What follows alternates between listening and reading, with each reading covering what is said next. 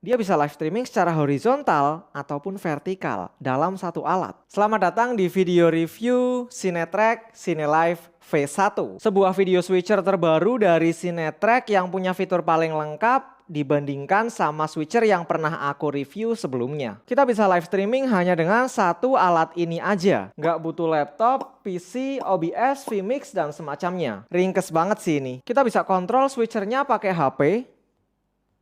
Dia support Luma dan green screen, kemudian dia bisa live streaming secara horizontal dan vertikal. Bisa ngontrol sampai 4 kamera PTZ. Yang nggak tahu kamera PTZ yang kayak gini, bisa kontrol sampai 4 guys. Dan masih banyak fitur lainnya yang aku usahakan bahas semua di video ini. Video ini aku buat semaksimal mungkin, sedetail mungkin, selengkap mungkin. Jadi kalau kalian terbantu dengan videonya, boleh banget bantu-bantu aku juga bayar tagihan dengan sawer di sini. Ini adalah daftar videonya, kalian bisa skip ke bagian tertentu sesuai selera. Silahkan klik aja yang warna biru di deskripsi. Kita mulai pembahasannya dari harga, karena menurutku CineLive V1 ini harganya murah banget. Dia udah ready di Indonesia dan dijual dengan harga hanya 6.750.000.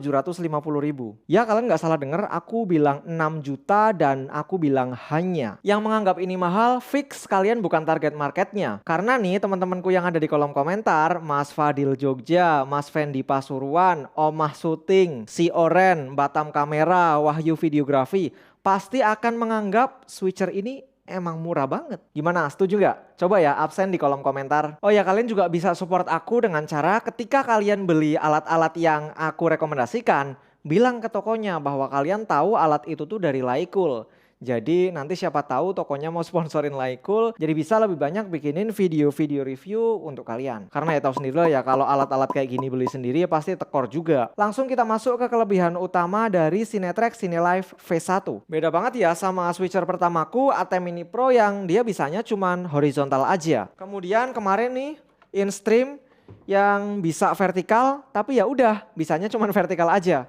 Dan yang ini si YOLO Box, kalau dia bisanya horizontal ya udah horizontal aja. Nah kalau ini nih yang lagi aku pakai sekarang, CineLive V1 dia bisa horizontal dan bisa vertikal. Sekarang kita lanjut bahas input outputnya dan tombol-tombolnya sekalian ya. Dimulai dari pojok kiri atas, di sini ada tombol lock untuk ngelock tombol-tombolnya supaya menghindari kalau kalian nggak sengaja kepencet. Kemudian di sini ada tombol mute, di sini ada tombol cam 1, cam 2, cam 3, cam 4 yang ini fungsinya untuk kontrol kamera PTZ. Sekarang kalian bisa lihat nih dari multi view-nya, ketika aku pencet cam 1, dia akan muncul kamera 1, 192, 168, 0, 101 Vizca. Dia pakai protokol Vizca ya. Ini kamera 1, kamera 2, kamera 3, kamera 4. Kemudian di sini juga kita bisa panggil posisi kameranya, posisi 1, posisi 2, posisi 3, posisi 4. Jadi 4 kamera, 4 posisi. Total ada 16 posisi ya kalau kalian pakai kamera PTZ. Yang mana aku belum punya kamera PTZ 4 biji. Aku cuman punya 1 biji aja kamera PTZ yang ini. Coba deh kalian kalau lihat brand kamera PTZ gitu bilang, minta Laikul review gitu. Mantap. Lanjut di bagian bawahnya, di sini ada channel 1, 2, 3, 4. Ini adalah channel untuk audio yang dari HDMI. Setup yang sekarang aku pakai ini, aku pakai mikrofon Sennheiser MKE 600 yang dicolokin langsung ke kamera.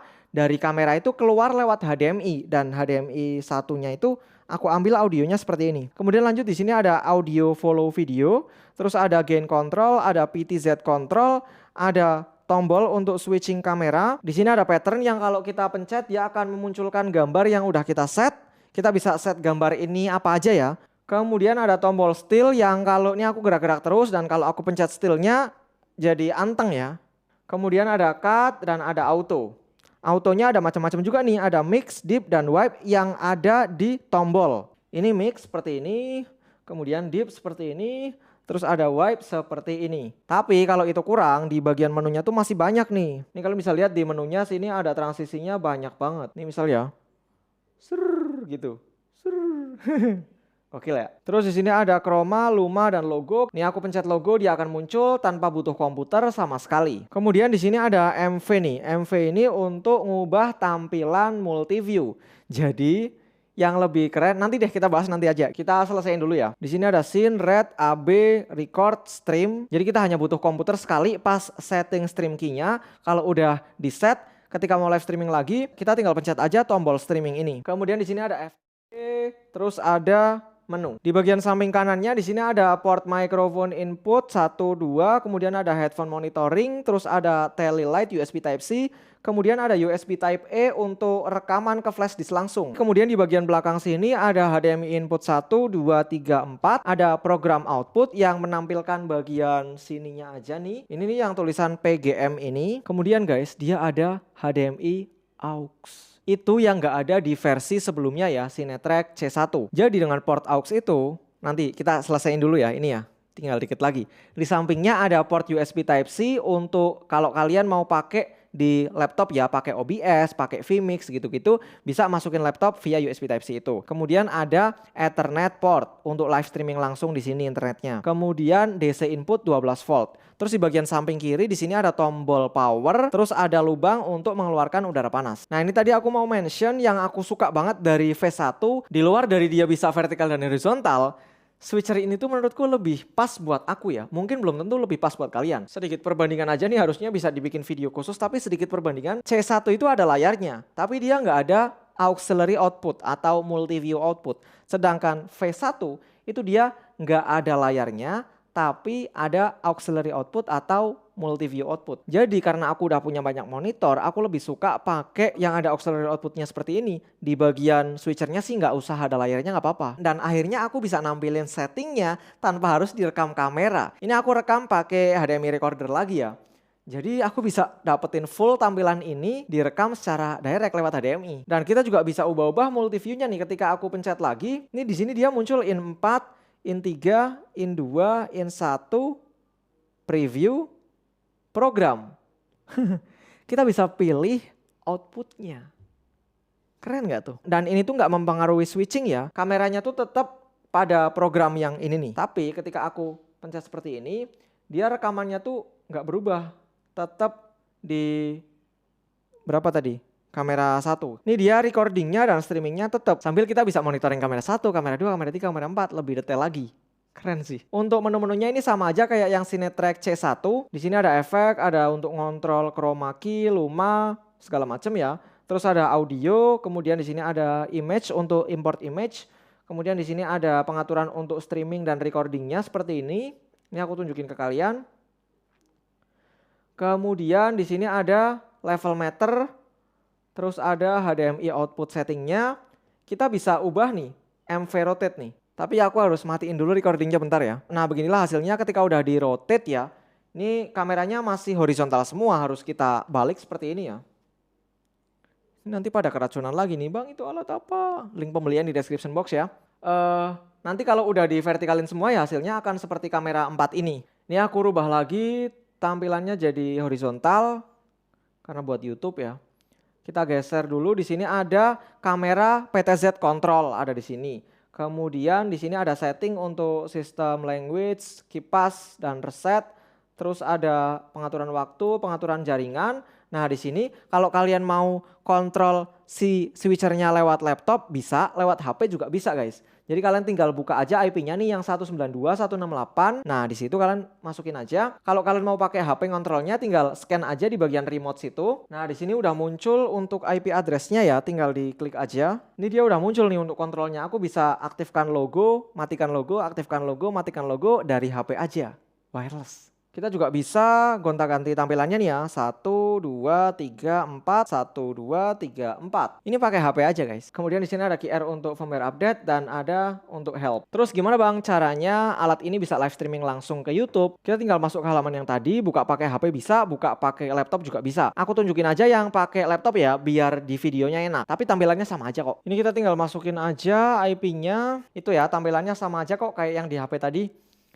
Di sini kita bisa atur-atur, bisa munculin logo, matikan logo, bisa switch di sini juga. Dan untuk ngatur live streamingnya ada di sebelah sini nih, media. Kemudian kalian bisa masukin aja di stream address-nya di sini. Bisa streaming sampai 2.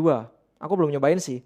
Tapi di sini ada 2 stream address. Nah, tinggal kalian mau streamingnya di mana. Misal mau di YouTube, aku tunjukin nih. Buka youtube.com, kemudian kalian pilih create, pilih go live. Terus di sini kalian tinggal edit-edit ya. Judul misalnya Cine Live V1. Deskripsi segala macam diatur aja. Kalau udah pilih save, kemudian pastiin untuk privacy-nya di sebelah sini, bawah sini. Pastiin udah public ya, karena ini aku untuk tes aja jadi aku unlisted. Kemudian di sini ada stream key, kalian copy aja, dipaste ke sini nih, stream key. Kemudian untuk addressnya ini ya, di copy aja, masukin ke sini. Kalau udah pilih save, dan udah deh tiap kali kalian mau live streaming, kalian tinggal pencet aja tombol stream ini. Nah ini udah masuk. Live streamingnya udah masuk, sebeginilah kualitas streamingnya ya. Jadi semudah itu ya guys. Kita bisa gonta-ganti, switch. Kalau udah selesai kalian bisa langsung aja pencet stream ini dan live streamingnya akan segera berakhir. Oh ya di sini dia bisa record sambil live streaming ya. Kalian bisa lihat di sini, tapi aku bandwidthnya limited tuh, nggak kuat internetnya. Jadi pastikan sesuaikan settingan bitrate kalian. Nah mungkin di antara kalian akan ada yang nanya juga, Cinetrack Cinelive V1 ini bisa dipakai live streaming berapa lama? Jujur aja aku belum nyobain lama sih, tapi dia tuh desainnya mirip banget guys sama Cinelive C1 dan nggak ada layarnya, jadi harusnya sih lebih tahan panas dan streamingnya lebih awet. Kalau yang C1 ini aku udah pernah coba sampai 5 jam itu masih aman, nggak ada penurunan kualitas live streaming sama sekali. Jadi harusnya si V1 ini juga aman ya dipakai 5 jam bahkan lebih. Kemudian untuk urusan audio, Cinelive V1 ini udah lengkap banget nih. Kalian bisa colokin ke mixer pakai kabel ini, tinggal pilih aja di bagian sini, ganti dari mikrofon jadi line ya. Kemudian kalau kalian punya mikrofon clip on juga bisa langsung colokin ke mikrofon aja, pastiin nyetingnya udah mikrofon. Kemudian kalau aku sih lebih suka pakai mikrofon seperti ini, terus mikrofonnya tuh aku colokin ke kamera. Nah dari kamera kan ada HDMI yang ke sini. Aku ambil audionya dari HDMI. Jadi di sini kalian bisa lihat HDMI channel satunya tuh ngambil audio nih. Audionya masuk lewat sini. Sekarang kita bahas untuk kelemahan dari Cinetrack V1. Jujur aja sih aku belum nemu ya. Karena ini adalah switcher terbaik yang pernah aku pakai. Switcher-switcher yang sebelumnya udah aku pakai itu fiturnya di bawah ini menurutku. Tapi namanya review itu kan subjektif, masing-masing orang beda pendapatnya. Paling kalau ini tuh yang aku highlight adalah dia nggak ada monitornya. Bagi sebagian orang mungkin jadi kelemahan. Tapi buat aku malah jadi kelebihan karena aku tuh nggak suka sama monitor yang kecil gitu. Lebih enak dikasih port aux aja seperti ini. Yang mana di Cinetrack C1 itu dia nggak ada aux-nya. Dia program output semua. Dikasih layar sih kita bisa lihat multiviewnya dari sini. Tapi lebih nyaman pakai monitor eksternal nggak sih? Ya balik lagi kalau kalian pemula mungkin lebih enak dikasih layar langsung di switchernya. Jadi nggak perlu nyiapin layar lagi. Tapi aku udah punya banyak monitor dan lebih enak juga kalau butuh yang gede dipakai yang gede, butuh yang kecil pakai yang kecil. Kemudian jujur aja nih kalau mau dibandingin sama ATEM Mini Pro, ini switcher pertamaku. Dia tuh ya emang keluarannya juga udah lama ya, keluaran 2019 kalau nggak salah. Secara fungsi hardware mungkin bakalan kalah sama yang baru-baru. Tapi kalau secara fungsi software, ini tuh backingannya Blackmagic guys. Softwarenya mantep banget. Aku nggak bisa mungkiri bahwa software terbaik ya punyanya Blackmagic. Seenggaknya yang pernah aku pakai ya. Kalau ini kan namanya dari Cina, jangan salah paham, aku suka Cina. Tapi ini tuh pengembangan softwarenya agak kurang. Nanti semoga kedepannya dia bisa di-update firmware lagi, kemudian diperbaiki lagi softwarenya biar bisa dikontrol lewat Stream Deck misalnya. Jadi lebih enak untuk kontrolnya nanti ya. Kemudian untuk tes delay juga aku rasa nggak perlu karena ini sama aja kayak yang C1. Kalian bisa cek tes delaynya C1 ada di channelku. Overall itu aja sih yang bisa aku bahas kali ini. Kalau kalian masih ada kritik dan saran atau pertanyaan silahkan tulis aja di kolom komentar. Sampai ketemu di kolom komentar dan video-video selanjutnya. Matur nuwun.